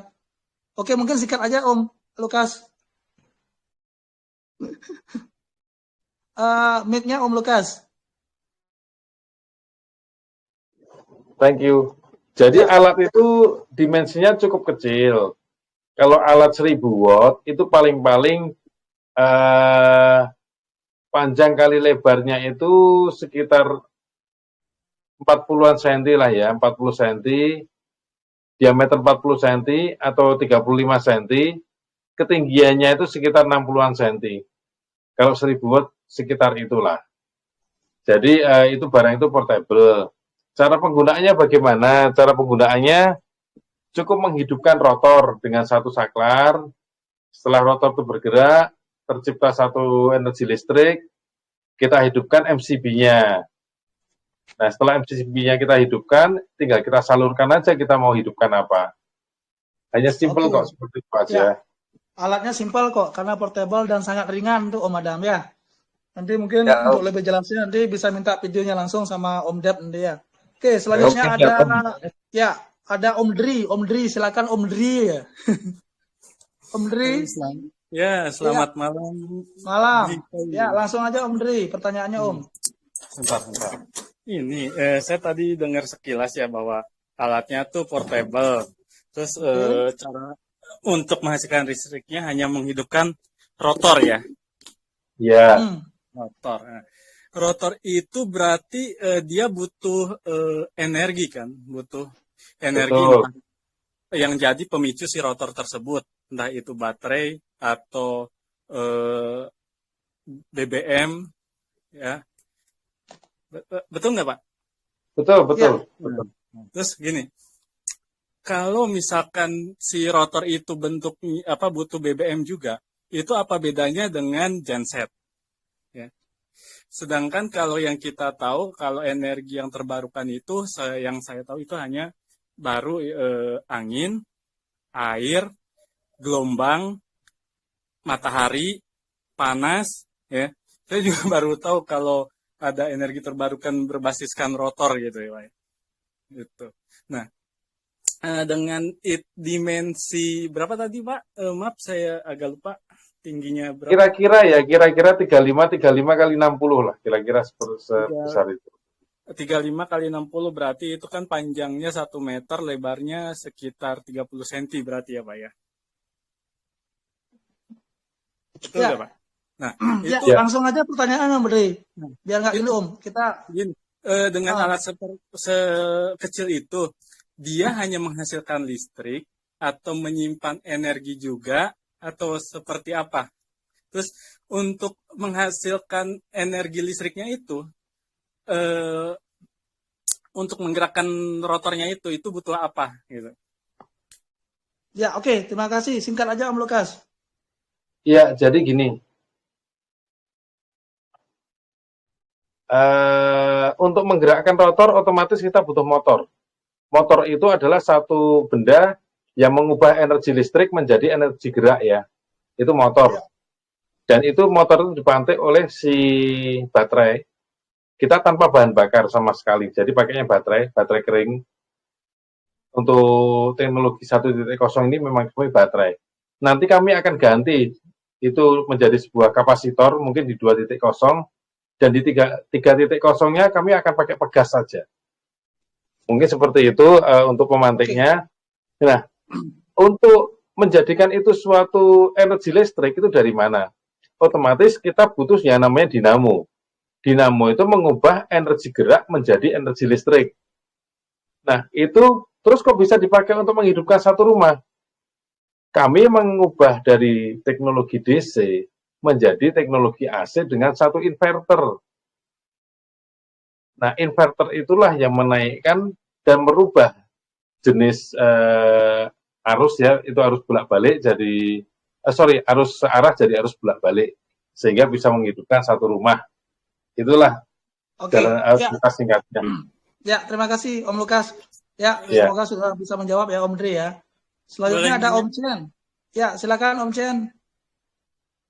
Terima kasih, salam dari Binjai Bang. Jadi gini aja, pertanyaannya simpel. Yang pertama saya lihat teknologinya bagus benar ya, apalagi untuk di daerah pedesaan yang belum ada listrik. Teknologi ini udah dijalankan, udah dilakukan belum di suatu daerah mana? Biar saya langsung tonton. Udah belum? Itu begini. Teknologi ini pertama kali saya lihat itu di Rusia tahun 2002. Itu sudah dipakai di teknologi luar angkasanya mereka untuk pendorong roket. Nah, di luar negeri produk semacam ini itu jumlahnya ribuan. Bukan 1, bukan 2, bukan 100, tapi ribuan. Tetapi mereka masih ada degradasi yang tidak bisa ditolerir. Jadi maintenance-nya itu terlalu cepat dilaksanakan. Nah, semakin hari semakin maju, mereka juga meriset. Sudah ada beberapa pihak yang bisa membuat hal ini jauh lebih cepat dari kita, dan hasilnya memang bagus. Tetapi, ada tetapinya. Tetapi yang menggabungkan teknologi ini dengan teknologi kripto, sehingga bisa menguntungkan kedua belah pihak, simbiosis ya, bersimbiosis, itu mungkin kalau saya boleh bilang kitalah pionirnya ini. Ya, izin Bang, gini Bang. Gini. Sebentar Bang. Kita kan sebagai investor nih, Pak Bios. Jadi saya ini mau lihat teknologi udah dijalankan di mana. Jadi investor itu melihat grand plan nanti 5 tahun ke depan atau 10 tahun ke depan. Kalau sekiranya saya investor, misalkan ini bagus, kan saya all in nih. Saya all in ke sini karena saya yakin sama proyek ini gitu. Nah, begini Pak. Untuk meyakinkan itu ada nggak video atau contoh yang bisa saya lihat teknologi ini di mana gitu? Atau gambaran? Jadi begini. Gitu Pak. Ya makasih Pak. Begini Pak. Kalau Bapak tanya ini sudah diedarkan di mana? Tentu saja ini belum diedarkan Pak. Karena apa? Karena kami ini di Indonesia terkait dengan perizinan Pak. Jadi selama perizinan itu belum keluar, otomatis kami juga tidak akan mengeluarkan produk ini. Tetapi jika Bapak berkenan, Bapak mau datang ke Surabaya, atau Bapak mau datang ke Bali, Bapak mau melihat produknya langsung, Bapak mau tahu kantor kami, silahkan Pak. Kami dengan senang hati menerima Bapak untuk menyaksikan secara langsung, bukan secara video juga, tapi Bapak melihat sendiri. Benar-benar Bapak melihat sendiri dan mempraktekkan sendiri. Dipersilahkan. Ya. Oke, makasih Om Lukas. Nanti Om Chen itu video-videonya banyak banget kok. Nanti bisa minta DM Om Lukas langsung, sama bisa masuk nanti ke grupnya Bios Token juga ya Om Chen ya. Ini produknya sudah ada dan sudah banyak juga ada video-video rilisnya Om Chen ya. Terima kasih Om Chen. Oke, ini Om Portalindo sudah bisa hadir Om Lukas? Halo Om Portalindo. Monitor Bro Lindo. Ini soalnya Bang Heri ini biar nggak gantung pertanyaannya beliau nih. Izin bertanya Bang Bli boleh? Bentar dulu bro. Ini si Bang Heri belum. Bung Portalindo. Oke, ya udah sambil nunggu silakan Om. Halo. Bang Bli. Ya silakan. Malam Bang Bli. Selamat malam juga Pak Heri sama Pak Lukas. Untuk segmen yang ditawarkan dari Bios Token ini Pak Heri, ini mencakup segmen apa aja yang berhubungan dengan pasar?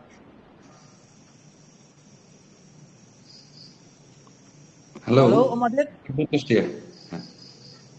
Halo Om Adit. Mute Pak Masian. Ya, oke. Ya, sinyalnya kurang bagus ya itu. Halo, halo, malam Bang Bli. Ya. Malam Pak Heri, malam juga Pak Lukas sebagai Dev. Untuk segmen yang ditawarkan dari Bios Token mencakup berapa segmen gitu Pak yang akan diberikan ke pasar antara penjual sama pembeli gitu Pak? Bisa menjadi besar nggak seperti bola salju atau gimana gitu Pak? Terima kasih. Oke. Berarti ini yang ditanyakan segmen Bios Tokennya ya, bukan segmen mesin komoditinya ya. Oke. Iya, berapa segmen yang harus kita lalui gitu Pak, yang akan menjadi tujuan-tujuannya Pak? Oke. Pak Lukas, yang ditanyakan beliau adalah segmen biosnya Pak. Jadi begini Pak, kita tidak akan bisa memisahkan antara bios dengan alat. Karena apa? Karena tujuan kami mendevelop bios ini bukan untuk pump and dump, tapi memang untuk sistem pembayaran, Pak. Jadi sistem pembayaran ini selama alat itu berfungsi pasti membutuhkan token BIOS ini gitu. Jadi sebenarnya kami itu tidak mengejar harga naik seperti tadi saran-saran dari Pak Salmon tadi ya. Saya cukup mendengarkan dan saya cukup mengetahui apa yang dimaksud Pak Salmon tadi. Kita itu bukan mengejar harga naik. Tetapi kalau kita mendapatkan kenaikan harga, ya kita syukuri. Siapa yang tidak mau tokennya harganya naik, kan seperti itu. Ya. Tetapi kalau di sini ditanyakan segmennya siapa saja, saya tanya sekarang, tanya balik saya. Siapa sih yang nggak butuh listrik murah? Kira-kira ada nggak orang yang nggak butuh listrik? Saya potong sebentar, Pak. Oke, gini aja Om Dapen. Ya, bentar dulu ya. Om Dapen tadi kan udah bertanya nih. Ini ada pertanyaan masih menggantung ini soalnya kita waktunya sudah sebentar lagi mau habis. Mungkin habis ini kita lanjut lagi Om Dapen ya.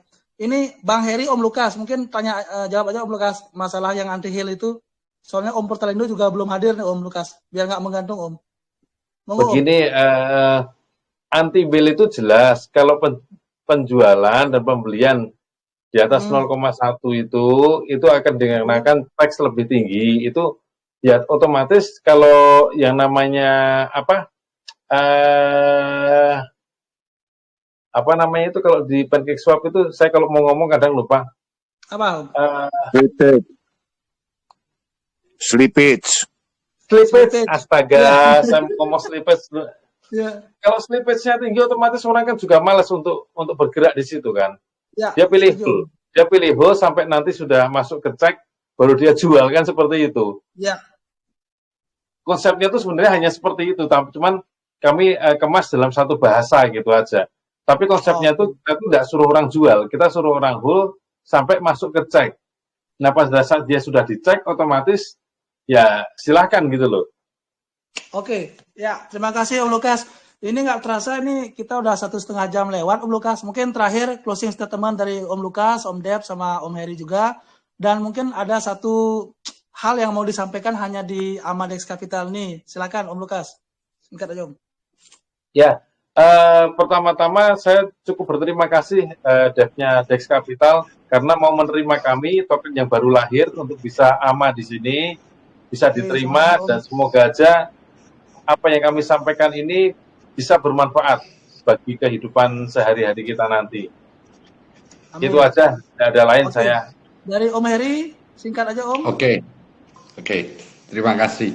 Ya. Jadi begini Bapak, Ibu, saudara-saudari ya, ini kesempatan yang luar biasa sekali. Energi ini betul-betul energi ramah lingkungan. Energi mulai saat ini itu harus melimpah. Energi tidak boleh dibatasi. Terutama kami berpikir sedemikian rupa untuk menciptakan energi seperti ini dengan menggunakan teknologi itu untuk kehidupan yang akan datang buat generasi kita. Seperti itu. Dan kami combine dengan token utility yang mana semestinya bukan sebagai alat pembayaran tetapi sebagai alat aktivasi. Ya. Kita maaf, saya tidak menyinggung ya. Semua yang hadir di sini kan sudah tahu tentang kripto. Yang kripto kalian kan sementara belum punya utility. Ini jelas loh, token utility yang ada real product.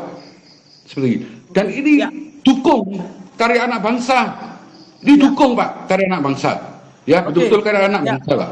Ya, terima kasih Om Heri, luar biasa sekali. Thank you. Ya, jadi sudah berakhir ya sama kita dengan BIOS Token malam hari ini. Terima kasih banyak. Pertanyaannya luar biasa juga, sarannya juga luar biasa. Oke, saya akhiri sama malam hari ini. Setelah ini silakan Om Heri atau Om Lukas kalau masih ada waktu, kita bisa kasih kesempatan seluasa sampai pagi bila mana perlu. Tapi ini karena kita juga mau kita record nih Om, jadi kita batasin. Terima kasih banyak sekali lagi. Saya Beli Koin, tuan rumah dari Dex Capital. Mohon maaf kalau ada hal yang kurang berkenan. Sampai jumpa di AMA berikutnya. Selamat malam. Thank you.